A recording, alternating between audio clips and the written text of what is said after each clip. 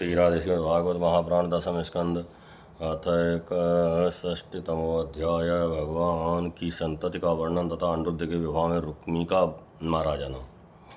श्री सुखदेव जी कहते हैं, परीक्षित, भगवान श्री कृष्ण की प्रत्येक पत्नी के गर्भ से 10-10 पुत्र उत्पन्न हुए। वे रूप, बल आदि गुणों में अपने पिता भगवान श्री कृष्ण से किसी बात में कम न थे। राजकुमारियां देखती हैं कि भगवान श्री कृष्ण हमारे महल से कभी बाहर नहीं जाते, सदा हमारे ही पास बने रहते हैं। इससे वे यही समझती हैं कि श्री कृष्ण को मैं ही सबसे प्यारी हूँ। परीक्षित, सच पूछो तो वे अपने पति भगवान श्री कृष्ण का तत्व, उनकी महिमा नहीं समझती थी। वे सुंदरियाँ अपने आत्मानंद में एक रस स्थित भगवान श्री कृष्ण के कमल कली के समान सुंदर मुख, विशाल बाहु, कर्ण स्पर्शी नेत्र, प्रेम भरी मुस्कान, रसमयी चितवन और मधुर वाणी से स्वयं ही मोहित रहती थीं। वे अपने श्रृंगार संबंधी हाव भावों से उनके मन को अपनी ओर खींचने में समर्थ न हो सकीं। वे 16,000 से अधिक थीं। अपनी मंद मंद मुस्कान और तिरछी चितवन से युक्त मनोहर भुवों के इशारे से ऐसे प्रेम के बाण चलाती थीं जो काम कला के भावों से परिपूर्ण होते थे, परंतु किसी भी प्रकार से किन्हीं साधनों के द्वारा वे भगवान के मन एवं इंद्रियों में चंचलता नहीं उत्पन्न कर सकीं। परीक्षित, ब्रह्मा आदि बड़े बड़े देवता भी भगवान के वास्तविक स्वरूप को या उनकी प्राप्ति के मार्ग को नहीं जानते। उन्हीं रमा रमण भगवान श्री कृष्ण को उन स्त्रियों ने पति के रूप में प्राप्त किया था। अब नित्य निरंतर उनके प्रेम और आनंद की अभिवृद्ध होती रहती थी और वे प्रेम भरी मुस्कुराहट, मधुर चितवन, नव समागम की लालसा आदि से भगवान की सेवा करती रहती थी। उनमें से सभी पत्नियों के साथ सेवा करने के लिए सैकड़ों दासियां रहतीं। फिर भी जब उनके महल में भगवान पधारते तब वे स्वयं आगे आ जाकर आदरपूर्वक उन्हें लिवा लाती, श्रेष्ठ आसन पर बैठाती, उत्तम सामग्रियों से उनकी पूजा करती, चरण कमल पखारती, पान लगाकर खिलाती, पांव दबाकर थकावट दूर करती, पंखा जलती, इत्र, फुलेल, चंदन आदि लगाती, फूलों के हार पहनाती, केश संवारती, सुलाती, स्नान कराती और अनेक प्रकार के भोजन कराकर अपने हाथों भगवान की सेवा करती। परीक्षित, मैं कह चुका हूँ कि भगवान श्री कृष्ण की प्रत्येक पत्नी 10-10 पुत्र थे। उन रानियों में 8 पटरानियाँ थीं जिनके विवाह का वर्णन मैं पहले कर चुका हूँ। अब उनके प्रद्युम्न आदि पुत्रों का वर्णन करता हूँ। रुक्मिणी के गर्भ से 10 पुत्र हुए। प्रद्युम्न, चारुदेष्ट, सुदेष्ण, पराक्रमी, चारुदेह, सुचारु, चारुगुप्त और भद्रचारु और चारुचंद्र, विचारु और 10वां चारु।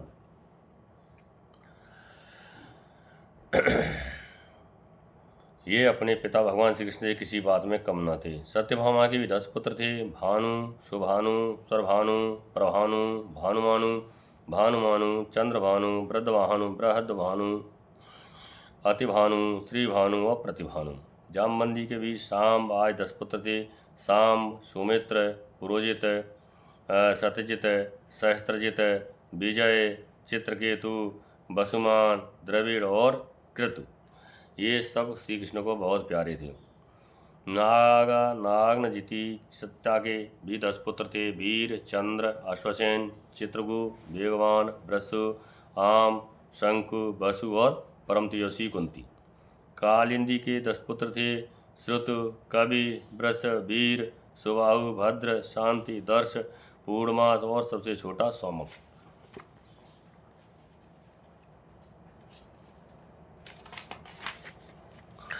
मध्य देश की राजकुमारी लक्ष्मणा के गर्भ से प्रघोष, गात्रवान, सिंह, बल, प्रबल, ऊर्ध्वर्ग, महाशक्ति, सयोज और अपराजिता का जन्म हुआ। मित्राविंदा के पुत्र थे। ब्रक, हर्ष, अनिल, घृद्र, वर्धन, अन्नाद, महास, पावन, बहर और सुधि। भद्रा के पुत्र थे। संग्रामजित, प्रहतसेन, सूर, प्रहरण, अर्जित, जय, सुभद्र, वाम, आयु, सत्यक। जिन पटरानियों के अतिरिक्त भगवान की रोहिणी आज 16,100 और भी पत्नियां थीं, उनके देदीप्यमान और ताम्रतप्त आज 10 पुत्र हुए। रुक्मिणी नंदन प्रद्युम्न की मायावती रति के अतिरिक्त भोजकट नगर निवासी रुक्मी की पुत्री रुकुमवती से भी विवाह हुआ था। उसी के गर्भ से परम बलशाली अनिरुद्ध का जन्म हुआ। परीक्षित श्री कृष्ण के पुत्रों की माताएं ही 16,000 से अधिक थीं, इसलिए इनके पुत्र पौत्रों की संख्या करोड़ों तक पहुंच गई। राजन परीक्षित जी ने कुछ परम ज्ञानी मुनीश्वर राजा परीक्षित जी ने पूछा, परम ज्ञानी मुनीश्वर, भगवान श्री कृष्ण ने रणभूमि में रुक्मी का बड़ा तिरस्कार किया था, इसलिए वह सदा इस बात की घात में रहता था कि अवसर मिलने ही श्री कृष्ण से उसका बदला लूं और उनका काम तमाम कर डालूं। ऐसी स्थिति में उसने अपनी कन्या रुकुमवती अपने शत्रु के पुत्र प्रद्युम्न जी को कैसे ब्याह दी? कृपा करके बतलाइए। दो शत्रुओं में श्री कृष्ण और रुक्मी में फिर से परस्पर वैवाहिक संबंध कैसे हुआ? आप हमसे कोई बात छिपी नहीं है, क्योंकि योगीजन भूत भविष्य और वर्तमान की सभी बातें भली बात जानते हैं। उनसे ऐसी बातें भी छिपी नहीं रहती हैं जो इंद्रियों से परे हैं, बहुत दूर हैं अथवा बीच में किसी वस्तु की आड़ होने के कारण नहीं दिखती। श्री सुखदेव जी कहते हैं, परीक्षित, प्रद्युम्न जी मूर्तिमान कामदेव थे। उनके सौंदर्य गुणों पर रीझ कर रुकुमवती ने स्वयंवर में उनको वरमाला पहना दी। प्रद्युम्न जी युद्ध में अकेले ही वहाँ इकट्ठे हुए नर पतियों को जीत लिया और रुकुमवती को हर लाए।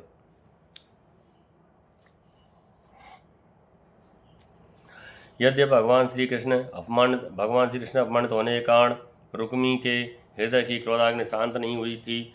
वह अब भी उनसे बैर गांठे हुए था। फिर भी अपनी बहन रुक्मिणी को प्रसन्न करने के लिए उसने अपने भांजे प्रद्युम्न को अपनी बेटी ब्याह दी। परीक्षित, 10 पुत्रों के अतिरिक्त रुक्मिणी जी के एक परम सुंदरी बड़े बड़े नेत्रों वाली कन्या थी। उसका नाम था चारुमती। कृतवर्मा के पुत्र बलि ने उसके साथ विवाह किया।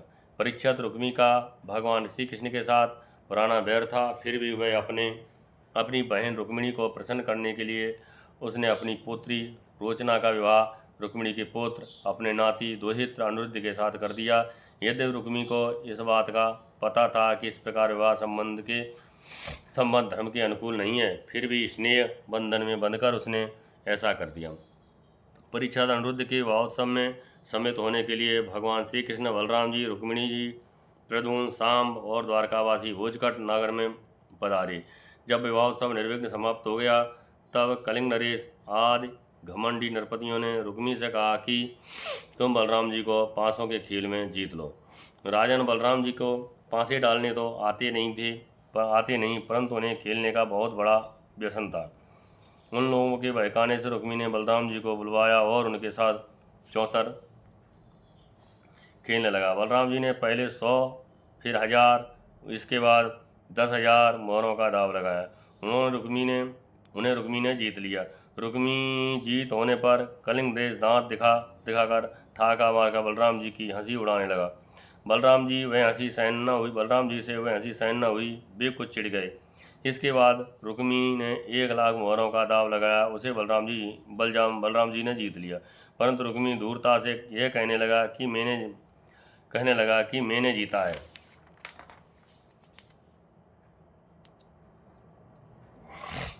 इस पर श्रीमान बलराम जी क्रोध से तिलमिला उठे। उनके हृदय में इतना क्षोभ हुआ मानो पूर्णिमा के दिन समुद्र में ज्वार आ गया हो। उनके नेत्र एक तो स्वभाव से ही लाल लाल थे, दूसरे अत्यंत क्रोध के मारे वे और दहक उठे।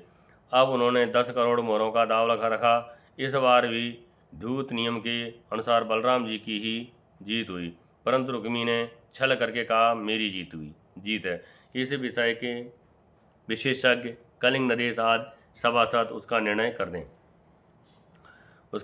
दें। उस समय आकाशवाणी ने कहा, यद्यपि धर्म पूर्वक कहा जाए तो बलराम जी ने ही ये दाव जीता है। रुक्मी का यह कहना सरासर झूठ है कि उसने जीता है। एक तो रुक्मी के सिर पर मौत सवार थी, दूसरे उसकी साथी दुष्ट राजाओं ने भी उसे उबाड़ रखा था।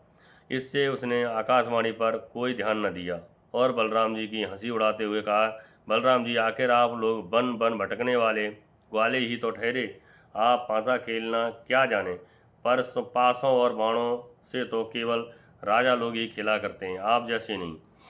रुक्मी ने इस प्रकार आक्षेप और राजाओं के उपहास करने पर बलराम जी क्रोध से आग बबूला उठे। उन्होंने एक मुदगर उठाया और उस मांगलिक सभा में ही रुक्मी को मार डाला। पल्ले कलिंग नरेश दांत दिखा दिखाकर हंसता था, अब रंग में भंग देखकर वहां से भागा। परंतु बलराम जी ने 10 ही कदम पर उसे पकड़ लिया और क्रोध से उसके दांत तोड़ दिए डाले। बलराम जी ने अपने मुदगर की चोट से दूसरे राजाओं की बाह, जांग और सिर हाथ तोड़ फोड़ डाले। वे खून से लथपथ और भयभीत होकर वहां से भागते न बने। परीक्षित भगवान श्री कृष्ण ने यह सोचकर कि बलराम जी का समर्थन करने से रुक्मिणी जी अप्रसन्न होंगी और रुक्मी के वध को बुरा बतलाने से बलराम जी रुष्ट होंगे, अपने साले रुक्मी की मृत्यु पर भला बुरा कुछ भी न कहा। इसके बाद अनिरुद्ध जी का विवाह और शत्रु का वध दोनों प्रयोजन सिद्ध हो जाने पर भगवान के आश्रित बलराम जी आदि यदुवंशी नवविवाहिता दुल्हन रोचना के साथ अनिरुद्ध जी को श्रेष्ठ रथ पर चढ़ाकर भोज कटनगर से द्वारकापुरी चले आए। इस श्रीमद्भागवते महापुराणे परमहंसायां संहितायां दशम स्कंदे उत्तरार्थे अनिरुद्ध विवाहे रुक्मवधो नामक षष्ठतमो अध्याय। जय जय श्री राम।